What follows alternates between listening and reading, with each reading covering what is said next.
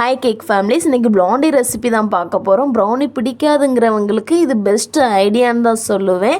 இது ரொம்ப ஃபஜ்ஜியாக ஒரு பால்கோவா டேஸ்ட்டில் இருந்துச்சு. ரொம்பவே ஈஸியான மெத்தடில் எப்படி டேஸ்ட்டாக கொண்டு வரலான்னு சொல்லிட்டு பார்க்கலாமா? வாங்க வீடியோக்குள்ளே போகலாம். சீனியை எப்போவுமே கொஞ்சம் பவுட்ரு பண்ண சுகராக பார்த்து எடுத்துக்கோங்க. அப்போ தான் சீக்கிரமாக கரைஞ்சி வரும். இதில் நான் மைதாவும் பால் பவுடரையும் சேர்த்து ஒரே பவுலில் போட்டு வச்சுருக்கேன். முட்டை ரூம் டெம்பரேச்சரில் உள்ள முட்டையாக இருக்கணும். அப்புறமா சாக்லேட்டு பட்டர் கொஞ்சம் பிராண்டடாக எடுக்கும்போது தான் டேஸ்ட் வைஸ் நல்லா இருந்த மாதிரி இருக்கும்.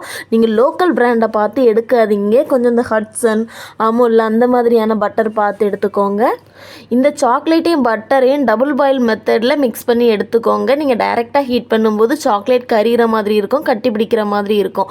ஒரு க்ளீனான பவுலில் சுகர் கொஞ்சம் பவுட்ரு பண்ணி போட்டிங்கன்னு சொன்னால் சீக்கிரமாக கரைஞ்சி வர மாதிரி இருக்கும். இதில் பிளெண்டர் தேவையில்லை, நம்ம விஸ்க் வச்சு மிக்ஸ் பண்ணிக்கலாம். நம்ம முழு சுகரை போடும்போது என்ன ஆகும்னா ரொம்ப நேரம் ஆகும் டைம் எடுக்கிறதுக்கு. நமக்கு நல்லா மிக்ஸ் பண்ணி கிடச்சாலே போதும். ஓவராக பீட் பண்ணணும் அந்த மாதிரிலாம் அவசியம் இல்லை. எல்லாமே மிக்ஸ் பண்ணி கிடைக்கணும். இப்போ சீனியை நம்ம அப்படியே போட்டோன்னு சொன்னால் சீனி கரையிறதுக்கு நேரம் எடுக்கும். அதனால் நல்லா அரைச்சி பவுட்ராக்கி போட்டு சேர்த்துக்கோங்க. அது கூடவே 1 டீஸ்பூன் வெண்ணிலா எசன்ஸ் சேர்க்கும்போது ஒரு நல்ல ஃப்ளேவர் தந்த மாதிரி இருக்கும். எல்லாமே நம்ம ஒயிட் சாக்லேட் போட்டிருக்கோம்ல, லைட்டாக எக்ஸ்மெல் வர மாதிரி இருக்கும். வெண்ணிலா எசன்ஸ் சேர்த்தோன்னு சொன்னாக்கி அந்த எக்ஸ்மெல் இருக்காது. நான் முழு சுகர் போட்டதுனால எனக்கு ரொம்ப நேரம் கரையதுக்கு ஆன மாதிரி இருந்துச்சு. நீங்கள் அந்த மாதிரி இல்லாமல் இருக்காக்காக நீங்கள் பவுடர் சுகர் போட்டுக்கோங்க. டபுள் பாயில் பண்ணி வச்சுருந்தோம்ல, அந்த சாக்லேட்டே நம்ம இந்த எக்கோடு சேர்த்து நல்லா மிக்ஸ் பண்ணி எடுத்துக்கணும். இந்த முட்டை, எக்கு, பட்டர் இந்த 3 நல்லா மிக்ஸ் பண்ணுற அளவுக்கு நீங்கள் மிக்ஸ் பண்ணால் போதும்.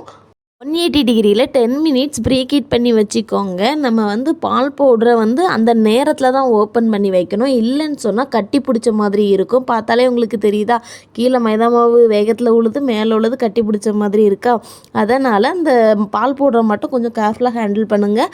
நீங்கள் க்ளோஸ் பண்ணும்போது நல்லா ஏர் கண்டெய்னர் டப்பாவில் போட்டு இல்லைன்னா கவரில் போட்டு க்ளோஸ் பண்ணுற மாதிரி பார்த்துக்கோங்க. இதிலே உங்களுக்கே நல்லா ஃபீல் ஆகும். மேலே திப்பி திப்பியாக இருக்குது, அதெல்லாம் நான் உடச்சி விட்டதுக்கப்புறமாவும் திப்பி திப்பியாக தான் இருந்துச்சு. இந்த மிஸ்டேக்கை நீங்கள் பண்ணாதீங்க. மாவு கட்டி பிடிக்காத மாதிரி நீங்கள் மிக்ஸ் பண்ணணும். அதாவது அந்த பேட்ச்லாவை நடுவில் வச்சு சுற்றிக்கிட்டே இருந்தாலும் சரி, கட் அண்ட் ஃபோல்டில் மிக்ஸ் பண்ணாலும் சரி, நம்ம விஸ்கை வச்சு மிக்ஸ் பண்ணாலும் சரி, பேட்டரில் அந்த மாவோட கட்டி மட்டும் இல்லாமல் மிக்ஸ் பண்ணணும். திக்காக இருந்த மாதிரி இருக்கும்.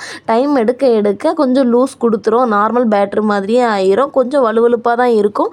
இந்த பேட்டர் எப்போவுமே கொஞ்சம் வலுவலுப்பாக தான் அந்த ப்ரௌனிக்கு நம்ம ரெடி பண்ணுவோம்ல, அந்த பேட்டர் மாதிரி தான் இருக்கும். நம்ம பால் பவுடரை வெளியே வச்சதுனால சின்ன சின்ன திப்பியாக இருந்த மாதிரி இருக்கும். ஊற்றும் போதே உங்களுக்கு ஃபீல் ஆகும். அது ஒன்றும் ப்ராப்ளம் இல்லை. நீங்கள் அந்த மிஸ்டேக்கை பண்ணாமல் இருங்க. பேட்டரை ஊற்றினதுக்கு அப்புறமா ஒரு ஸ்டிக்கை வச்சு உள்ள பபுள்ஸ் எல்லாம் உடச்சி விடுங்க. இல்லை லைட்டாக டேப் பண்ணி விட்ற மாதிரி டேப் பண்ணி விட்டுக்கோங்க. 180 டிகிரியில் 35 மினிட்ஸ் போல் பேக் பண்ணி எடுக்கிற மாதிரி இருக்கும். டாப்பில் கிரிங்கிளாக சூப்பராக வந்த மாதிரி இருக்கும். சப்போஸ் உங்களுக்கு இந்த டாப் ஒயிட்டாக இருந்ததுனால் ஒரு 5 மினிட்ஸ் 180 டிகிரியில் பேக் பண்ணி எடுக்கிற மாதிரி பார்த்துக்கோங்க. இந்த ப்ளாண்டிக்கு நியூட்டர்லா ஃபில்லிங் வச்சு சாப்பிடும்போது செம்ம டேஸ்ட்டாக இருக்கும். இந்த ரெசிபி பிடிச்சிருந்தா ஒரு லைக் பண்ணுங்கள், கமெண்ட் பண்ணுங்கள், ஷேர் பண்ணுங்கள். ஏதாவது ஒரு டவுட் இருந்தாலும் கேளுங்க. பாய்.